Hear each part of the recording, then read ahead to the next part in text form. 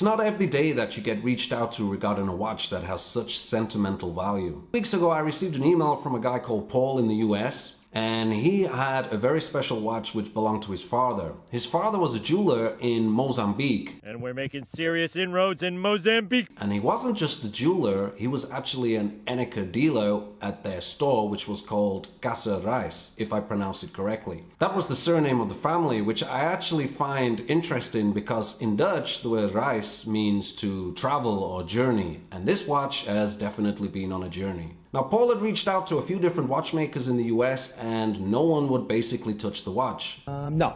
The watch wasn't running at all. The crystal was completely annihilated. We didn't even know what was underneath the crystal because you couldn't even see through it that good. So Paul got in touch with me. I was only too happy to address this situation. Now, being a mad Enicar collector myself and owning an ops myself as well, I couldn't resist but take on this milky goodness. I mean, who'd say no? Paul shipped the watch over to me and I looked at it. Now, I stripped down the watch, I fully rebuilt it, and I want you guys to see the progress of how this went down.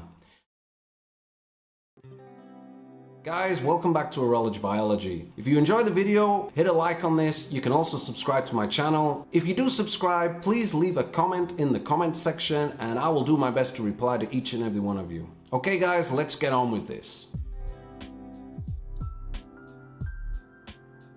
So hey guys, we're going to get down on this strip down of this super beaten up Sherpa Ops. Oh, there's the first issue. When I was checking the bezel, the crown came off. On the closer inspection, I could see that it actually had been glued on. I'll touch on that more later on in this. So I'm just removing the rotor. Take out the rotor screw and remove the rotor. I always do this when I'm working on a watch, get it out of the way. It looks like a big piece, but it actually can be quite delicate at the same time, so it's best to get it out of the way. Off goes the crown and the winding stem, and then I am removing the movement case screws. Now I'm taking off the crystal off of this watch, and the crystal is in terrible condition, and the reason I'm doing it is I actually forgot, but the ops, it comes out of the front of the watch rather than the back of the watch, and that's because of the suspense system that's on this watch. It's quite beefy. So now I'm going to take off the hands, and as you can see guys, this dial is actually pretty damn good. Pretty damn good indeed. I mean, this is a really nice Mark III dial. The hands are also looking pretty nice as well. A little bit faded with the orange sweeper, but yeah, given its age, come on, you know, it's not that bad. But the dial is, yeah, I'd give it a 9 out of 10. So lucky that the crystal actually held up and protected this dial. Didn't see any rust damage or anything like that, which is super nice. Watch completely not running, which is a shame. So my guess is, when I was looking at this, is there's a lot of gasket dirt that's gone into this movement, like a hell of a lot, and this is probably what has stopped this watch from running completely. So now the dial's off and I've got that put away nice and safe. We can strip down the movement, so I'm taking off the dial washer and the hour wheel, get those out of the way.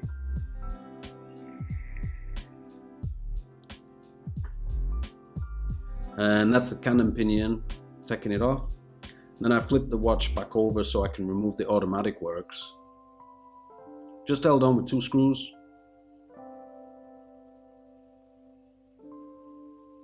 But this was a nice watch to work on, I'm going to be straight up. Really nice watch. I always do my voiceovers after I've done the video. I just find it easier because I can just knuckle down and concentrate on the watch, and it's hard enough checking on the cameras all the time. So, you know, a job that might take you 2-3 hours or something, it's going to take you quite a bit longer because you're constantly checking on the cameras and making sure everything's alright. So I've removed the balance and I'm going to put that to one side and keep it safe. Removing any tension that's left in the watch, because that's something that you really want to do. Really advise doing this, it's very important, because the last thing you want is to unscrew things and then things go flying all over the place because of all that tension held in the mainspring. That would not be fresh. No sir, would not be fresh at all. And as I always say, you don't want that.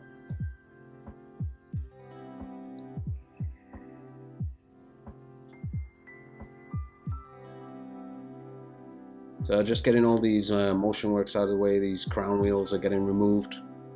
3 on this movement, with it being the 165 caliber. And then there's quite a long spring that holds one of them under tension.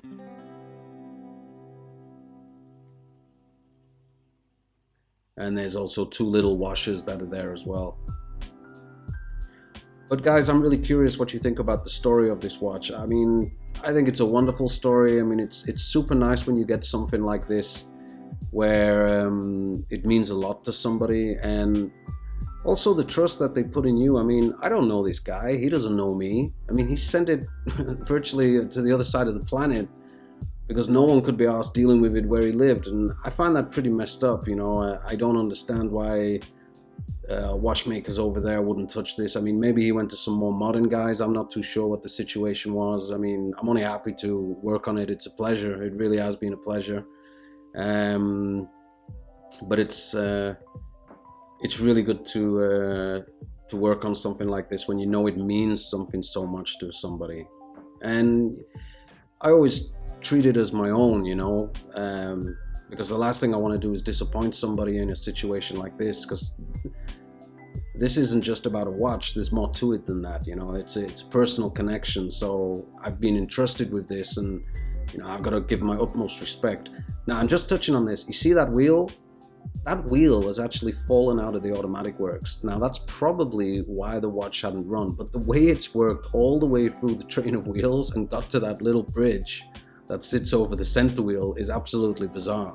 Now, I couldn't see any damage, but I was baffled when I saw it because I know the 165 pretty well, so I was quite shocked when I saw that wheel just sitting there like that. So flip the watch movement over, and I'm just removing the date disc very carefully because you don't want to scratch it. So I kind of do it on an angle with the tweezers, so I'm not actually touching the print. And then I can remove the date mechanisms, the minute wheel, and I can move on to the keyless works as well. And as you can see also in the video, I am wearing my Ops as well. Yeah, I thought I would be respectful, wear my Mark II.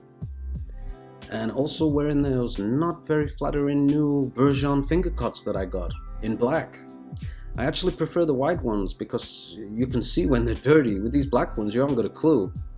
So I'm kind of living in denial right now. So yeah, maybe it's not that bad. So the keyless works is pretty much out now. And I'm just going to put the balance back in because I've explained this many times before. It's the safest place to keep it when you're putting it through the cleaning machine.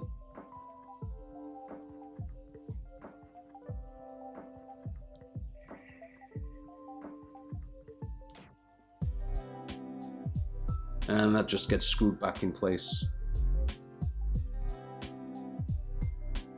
So now I can break down the automatic works, and I will be completely straight up. I hated this automatic works. Man, you know, I much prefer the ones that are on the 1145, 1146 range. These ones, these are a pain. I mean, look at this. Seriously. Completely ridiculous amount of wheels and levers and springs. I mean, there's 2 springs in there. Seriously. Putting that back together was not pleasurable.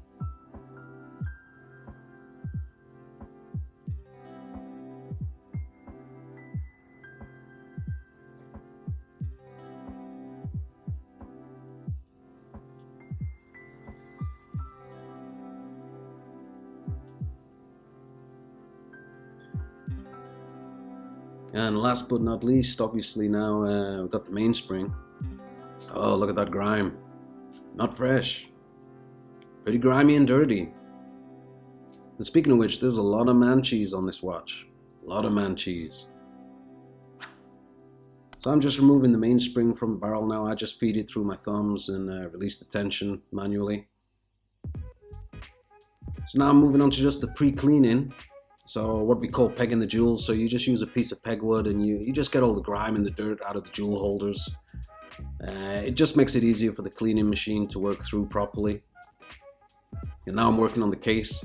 Now the problem is I would usually put a case through an ultrasonic, but because this is a black coated case, I don't want to risk it. It's already lost a lot of the coating as it is.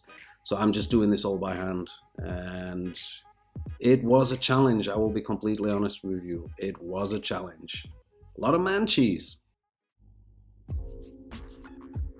Okay guys, welcome back to the Sherpa Ops MKIII full rebuild. Super congratulations to the Enicar newbioids that have made it this far. Mass appreciated. If you like what I'm doing, hit a like on the video guys. Subscribe to my channel as well if you can. If you do subscribe, leave a comment in the comment section for me, and I'll make sure that I reply to you with thanks, love, hugs, and all the juicy goodness. So first thing I'm doing now is I have basically removed the capstones from the balance wheel, giving them a little bit of treatment in fix-a-drop so that when I apply the oil to it, it's not going to stick. It's just going to be easier for when I oil these. I use 90-10, so just a little bit of oil between 50 and 80% of the circle or the size of the capstone, and then I put the cap back on, and then I just simply put it back into the balance, as you can see. And then I flip the watch over and I do exactly the same on the other side. It's pretty straightforward, but those inkle box springs super jar me off sometimes, especially when they come loose. Sometimes they do, and then you have to fiddle around trying to get it reconnected. Oh man, yeah, they irritate me. So I always use a piece of paper. I was taught this because it's a little bit abrasive, the paper, so use your finger and just rub it so it can get the dirty oil off. It's an easy way to do it, and then like I said, I put it in the fix-a-drop and give it some treatment. So same process, 90-10, flip it over and put it back. So now that's done, I can remove the complete balance. And I'm just going to put it somewhere safe. Just put it aside until towards the end of the rebuild when I put it back on the watch, and hopefully this thing will fire up.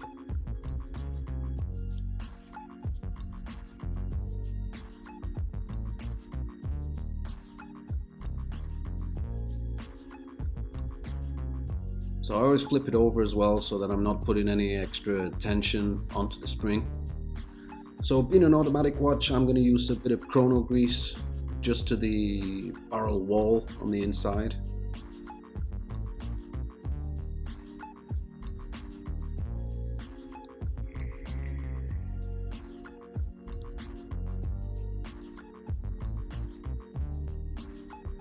And then I get the mainspring ready to get wound up and put back into the barrel. Man, this mainspring winder set, oh man, this was an absolute pain, seriously. So I bought this at a watch fair, and I thought I got a really good deal. No sir, I did not get a good deal at all. Virtually every single one was completely fused, so you couldn't separate them. They were just fused with old dried rust. Now lucky for me, I knew a guy who's got like a, like a locksmith guy. I took it to this weird bearded dude in The Hague, and for $100 he managed to give them like heat treatment, and he got them all free and didn't damage them. So in the end it worked out all right, but it took ages. I had to wait ages on this guy to actually do it. And the ironical thing about this watch is, even though I've gone through all of this with this, I ended up in the end putting a new mainspring into this. I wasn't happy with the amplitude of the watch. I mean, it wasn't super bad, but considering that it's been serviced, I wanted it to be better. So for the sake of like $20 for a new mainspring, I spoke with the guy, and he said, yeah, do it. So I put a new one in. So just closing up the barrel with that little plastic tool, it just basically presses the lid on, and it does it evenly so that you're not going to bend it or damage it. So now I'm just adding a little bit of Mobius 1300 to where the setting lever screw goes, and also the center wheel as well. I don't do the where the barrel goes on this watch. I'm not sure if you can actually see it on the camera, but it's jeweled. The hole is actually jeweled, so I don't do it.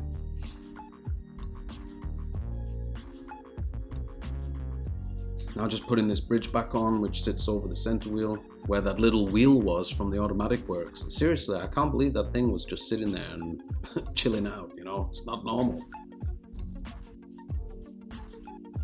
So that just gets held in place with 2 screws, and then I can pop the barrel in, and that connects to the wheel. Just make sure it's engaging, and it's pretty straightforward.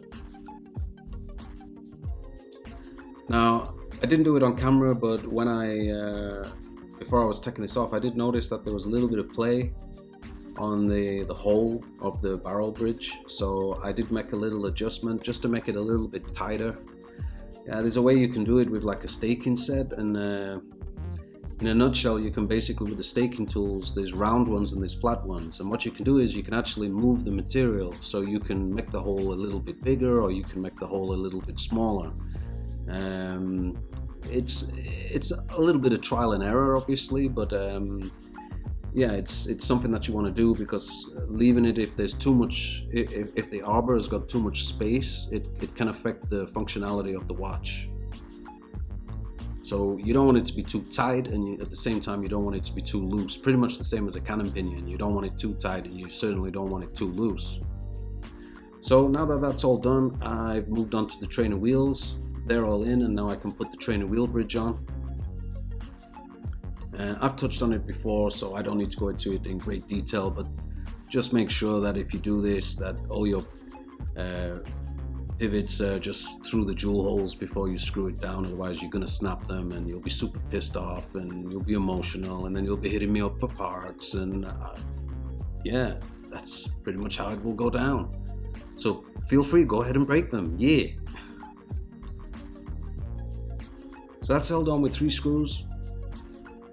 I just make sure that's, like I said, I've checked it, and then I just screw it down. So I add some 9010 oil to the top of the jewels, and I add 1300 to the center one as well.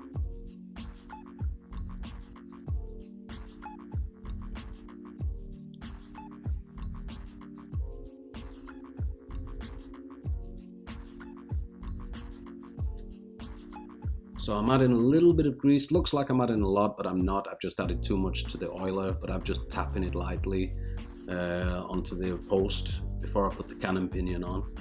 And that's press fit, and you can just squeeze that and snap it down with a pair of tweezers. And now I'm just continuing to oil the rest of the train from the underside. Same oils as I previously mentioned, so a combo of 9010 and 1300.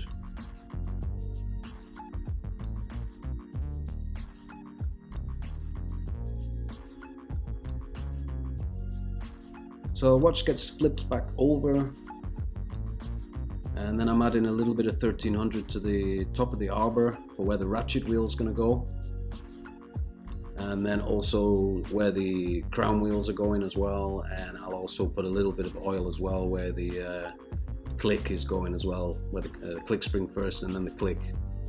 I prefer to do all my oiling in one go, you know, and then I kind of work through a set. So I'll do like 3 or 4 things, and then I add 3 or 4 parts rather than just doing it one at a time separately. I'm not saying I'm right or wrong. I think it's just a personal preference of how you do it, you know.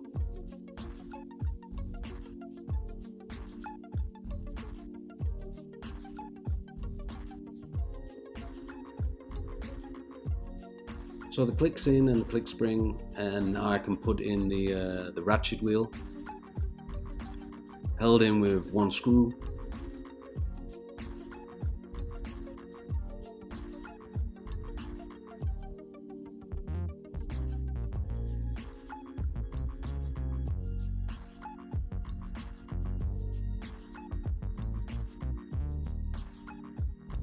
And then I put in these 2 little washers for where these crown wheels are going to go. And the last wheel, it's held under tension by quite a long spring as well. There's that spring. It's a really nice caliber, the 165 as well. I think the Ops also, yeah, it did actually. The earlier ones, I think they had the 1145, and then the Mark IIs, Mark IIIs, they had the 165s. This is actually a 165C. I was a little unsure at first, if I'm honest, when I opened this. I actually reached out to a couple of extra Enicar fanatical dudes and just said, yo, you know, what do you think about this whole 165C? And yeah, they both said, no, it's all good. Don't worry about it. Relax. So I did. So there's a little bridge plate that goes on top of these wheels, just keeps them in place, as you see, just held in with 2 screws.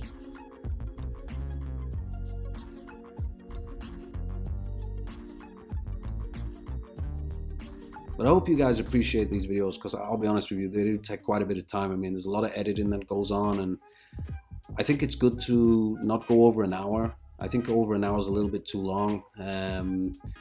But the entire footage of this was around 3 hours. So obviously I had to condense a lot, you know, a lot of fluff, trim a lot of fluff, a lot of bush. You gotta trim that bush. So I'm just putting the pallets also in some fixer drop. Again, because the exit jewel will get some oil, so that it oils up all of the teeth of the escape wheel.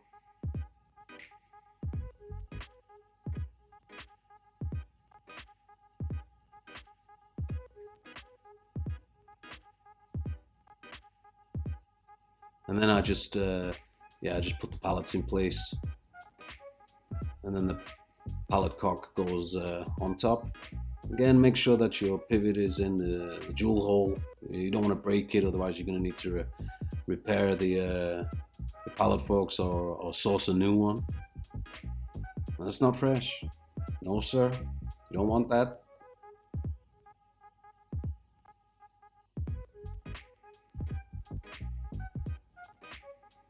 So 9415 is what I use, and I oil the pallet exit jewel. I do it 5 times, so it gets the teeth five different. I do it 3 times.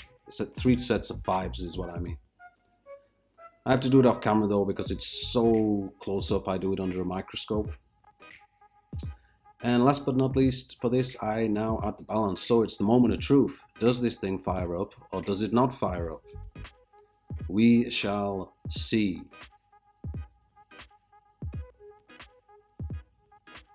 Ah, yeah. There you go. Of course it fires up. You guys were doubting me, weren't you? Don't lie. I know you were. Don't lie. You were all sitting there and you were just like, it's not going to fire up. Look at this guy. You're thinking it's going to fire up. Yeah, look at you now. I'm only messing around. Now, I was most happy that it did fire up. I mean, it's good, and it looks like it's running pretty strong as well from just this shot. So I flipped the watch over, and now I can concentrate on the dial side of things. So just oiling up the post with 1300 before I put in like the minute wheel and the keyless works, etc.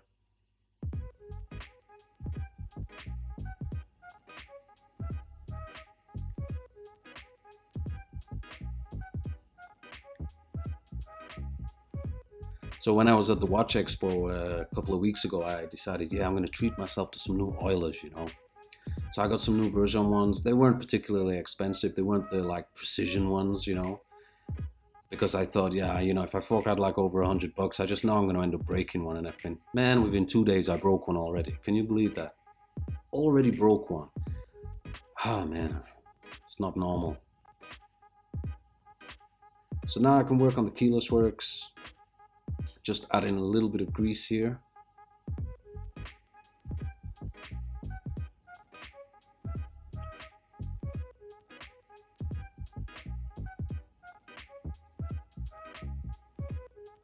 Because these are high tension parts, you know, I mean, you're winding the watch, so you want to make sure that these are lubricated really good. Because, you know, if you're winding the watch every few days, I mean, it's an automatic, so you're not obviously going to wind it every few days, but you guys get my point. Now, high friction parts, they require more of a thicker lubrication.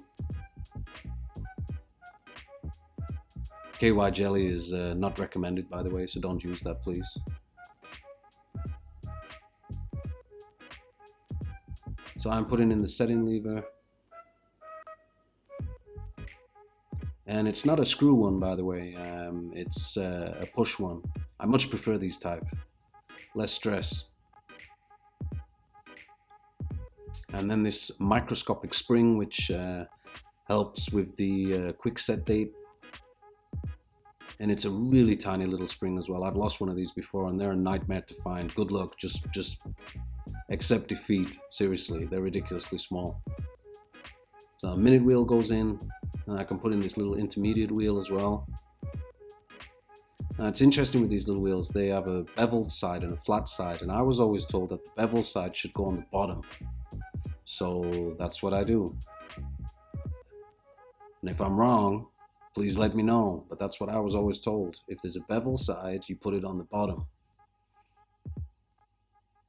So now I can put in the yoke and the yoke spring. Yoke spring is quite strong actually, it's a very strong spring, so it's one of those ones that will literally fly across the room if you mess it up.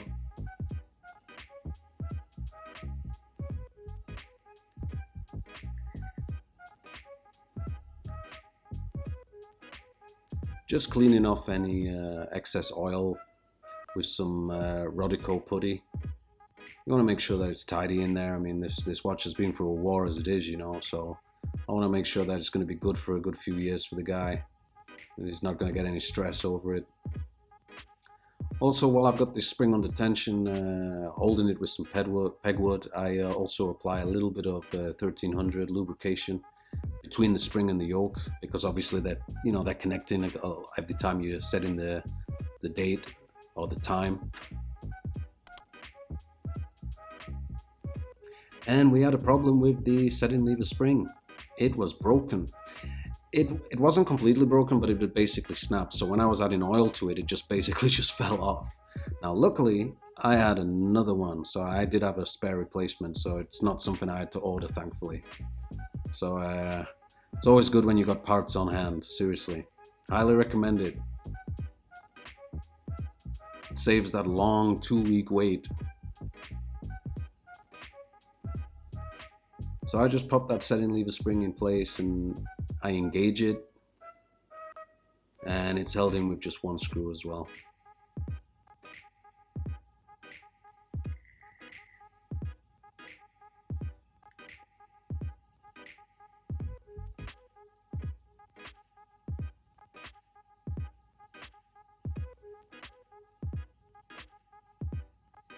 And you want to make sure that you lubricate that as well with some grease, because it's also, when you're changing the date and setting the time, you know, it's high friction part.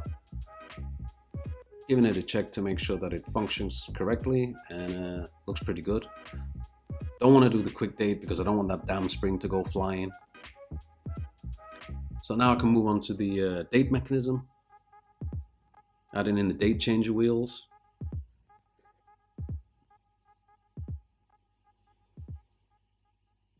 One of them just sits on a post and the other one is held on with one screw.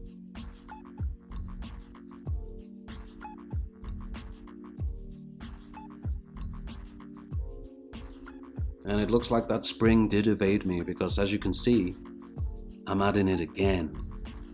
So I obviously did mess it up when I was quick setting it and testing it, and it shot away. But luckily, I found the little shit.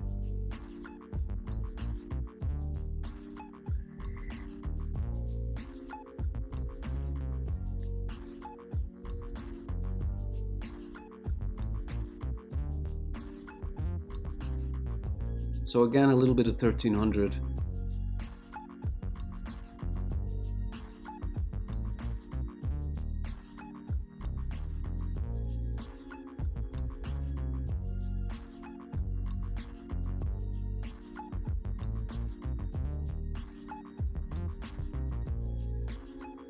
And then I'm just adding the spring. I'm not putting it fully under tension yet until I've got the date disc in, which here it is. Man, a really nice condition as well, by the way. And it's nice because it's a red one, and you know, you get them in black or red predominantly, so it's nice to see it in red.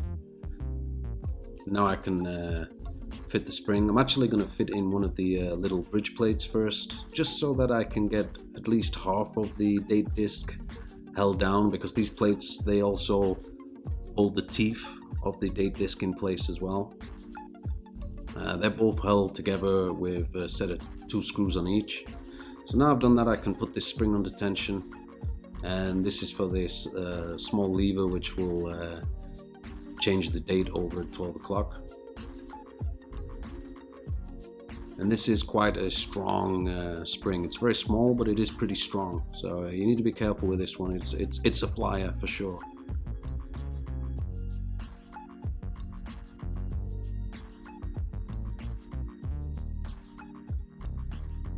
again, a little bit of 1300.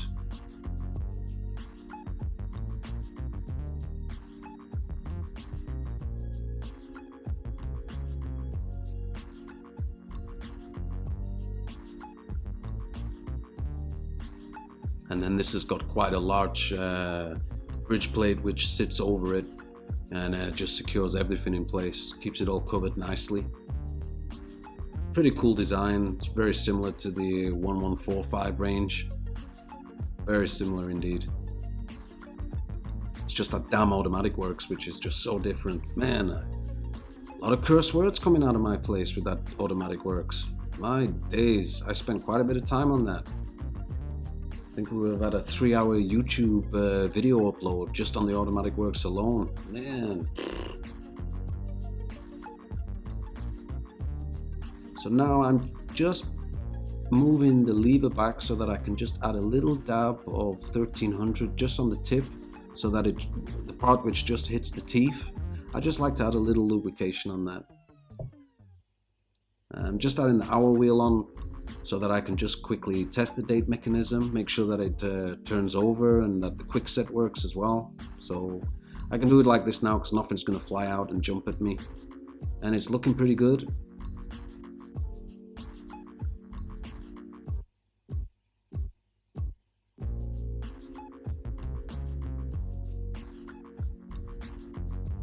And here we go, the dreaded automatic works. I ain't gonna lie, this automatic works has been edited and edited hard. Oh man, it gave me a headache, seriously. There was shit coming out of my mouth that I haven't said in a long time.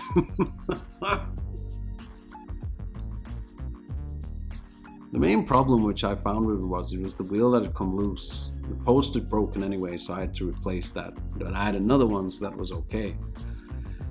But it was just getting the springs aligned, and then obviously just getting all the wheels with the jewels, because you've got quite a lot going on under here, as you can see. I mean, what have you got? You got, is it 3 or 4 wheels? You've got 2 springs as well. One of the springs is on the back of the bridge, which you screw on, and you've got to engage that as well. So, yeah, it wasn't my finest moment, put it that way.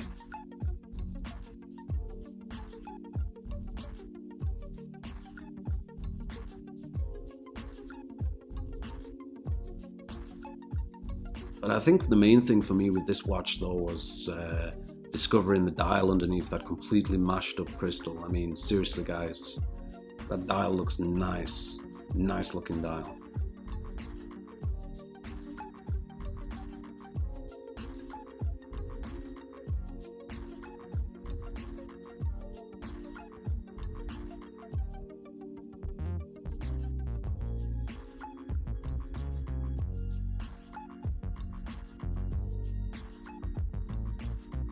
So the watch is flipped over, and now I can put the automatic works back onto the watch. The right way around would obviously help. And what I do with this is I just pop it on and I lightly press it, and then I wind the crown a little bit just so that I make sure that the wheels are engaging correctly, so that you're not damaging anything. I can see movement, so I'm happy with that. That's pretty good. So I just secure it with a little bit of pegwood before I screw it down. I make sure that I can see that it's engaged, and then I screw it in.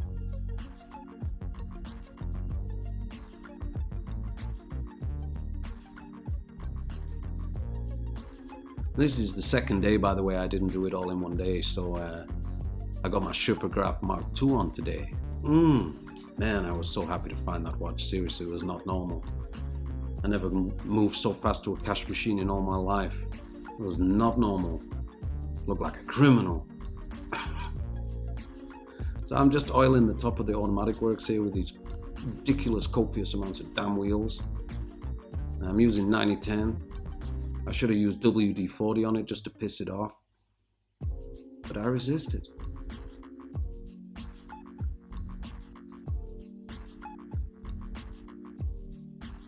I already done the backside on it, by the way.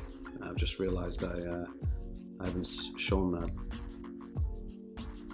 Now I use just a little bit of 1300 just where the rotor will go. Just a little bit of lubrication for that.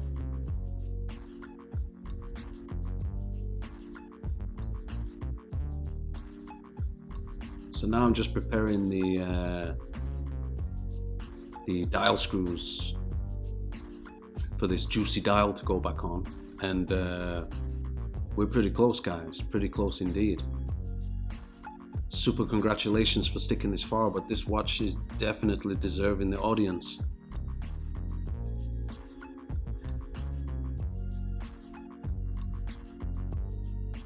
So I'm just aligning it on the movement holder, and I'm just also adding a little bit of 1300 to the cannon pinion before I put the hour wheel back on. I took it off because I wanted to put a little bit of lubrication on that before I pop it back on. So the hour wheel and also the dial washer as well I will put on. And now we can put on this really nice dial with extra care and TLC. And it just flopped on really nice as well, which is always a good sign. So clearly the dial feet are not bent or anything like that, which is nice. 2 screws, one on each side, you just screw them in. You don't need to go crazy tightening them up. Just nip them up and it's enough so that it just doesn't rattle around.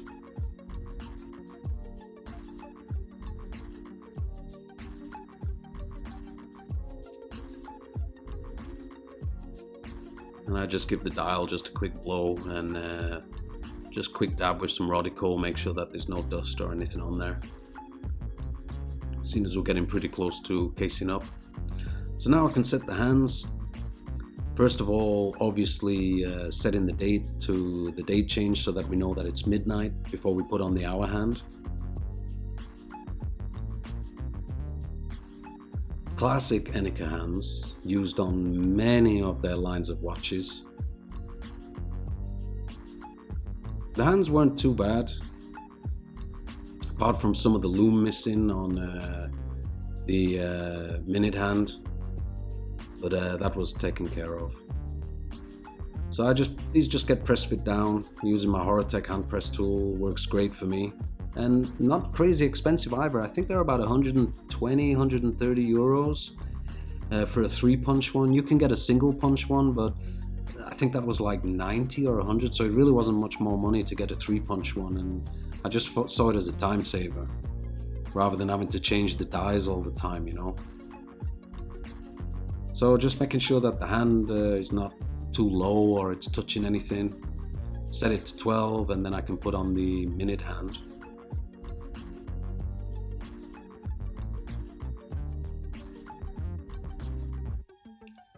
Always advise using plastic tip tweezers for dealing with dial touching and hands. You don't want to scratch it.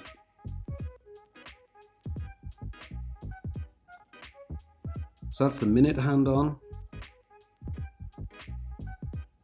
And then I want to check this as well, make sure that the hands are not touching each other. That's why I keep turning it to the side, because I'm looking at it, just making sure that it's pressed on properly, and at the same time making sure that the hands are not touching each other. And then of course, like you can see, give it a few winds so that you can see that it's going around fine and it's not touching anything. And last but not least, we need to put on that nice orange sweeper. I think it would really be a disaster if this watch had like a stick hand or something like that, because the watch is so black as it is, it just creates that nice little color contrast, you know, just something a little bit different but not over the top. And this is why I said in the video that I made about the Sherpa Ops why I prefer the Mark IIs and the Mark IIIs. And I think subconsciously it's because of the hands, and that orange sweeper just makes that big difference by having just that little burst of color coming out of everything that's so dark. So that's the hands on, and everything went well. Super happy with that. Nothing's touching, everything's running sweet.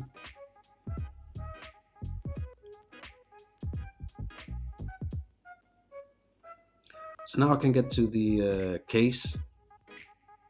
And what I'm doing here is I'm having to replace the gear stem, because when I first dismantled the watch, the the gear, sorry, the crown that operates the gear, it just came off in my hands. I mean, and when I inspected it, there was no threads on it or whatsoever. So it needs a new crown, which I did have. I had an Ops crown, which was lucky, so they're not that easy to get. And the gear was actually bent as well. So I replaced the gear because I also have some of those, and I put on a new crown as well. So what I'm doing, this blue stuff, it's Loctite. It's like a thread locker. So it's not like a crazy super glue or anything, but it just gets into the thread and it keeps it more tight. You can unscrew it obviously if you want to with some force, but it's not going to unscrew while it's on the watch. So that's what's important. So I've just put the new gear in place, and then I'm just tightening up the crown and making sure that it's functioning correctly. The Ops is a pull-out crown, so you pull it out to change the bezel direction, and then you push it in, and then it won't move at all, which is good. So I'm just checking it freely without any crystal on.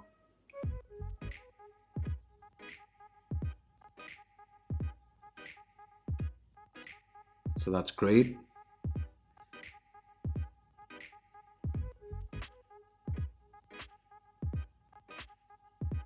So now I'm putting in this suspension system back in. So this is a really cool design on this. You can see this super special movement holder, and it's actually held in place inside by 3 rubber gaskets. And now luckily with this, all 3 were intact, and all 3 were not in a bad condition at all, apart from one which came loose.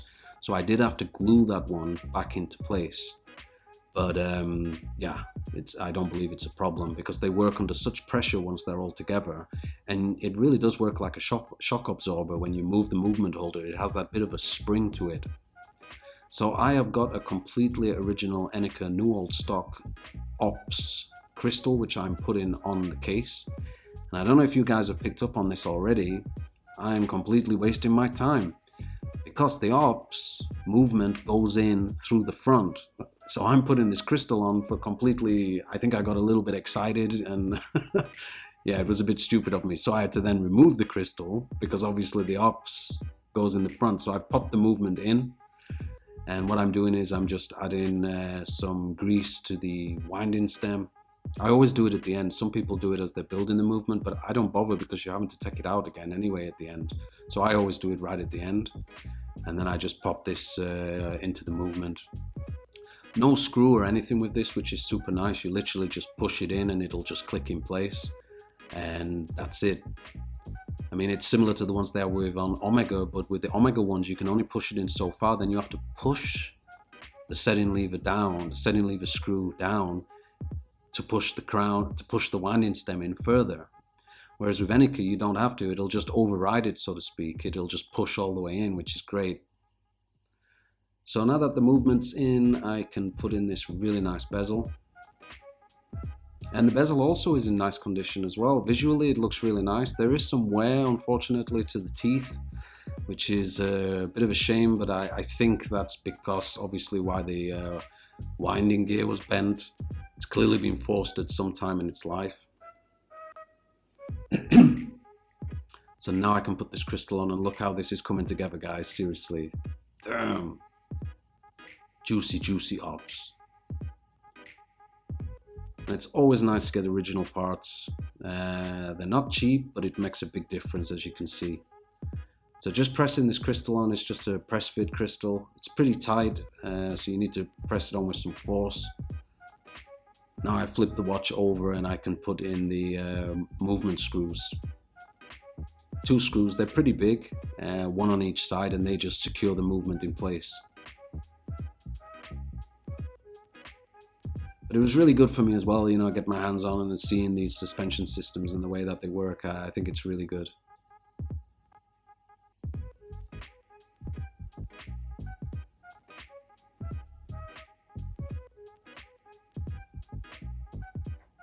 So I'm just screwing those up now, making sure that they're nipped up tight, because you don't want this movement rattling around. And then as a little bonus, I decided, well, you know what, I have a box literally filled with new old stock Enicar rotors. Why don't we put a brand new rotor on it, why not? So give it some extra TLC. And as you can see, there's quite a lot of new old stock rotors in that box of mine, all shiny and new. So I've just stuck a new one on, and that's held just together with one big screw in the middle.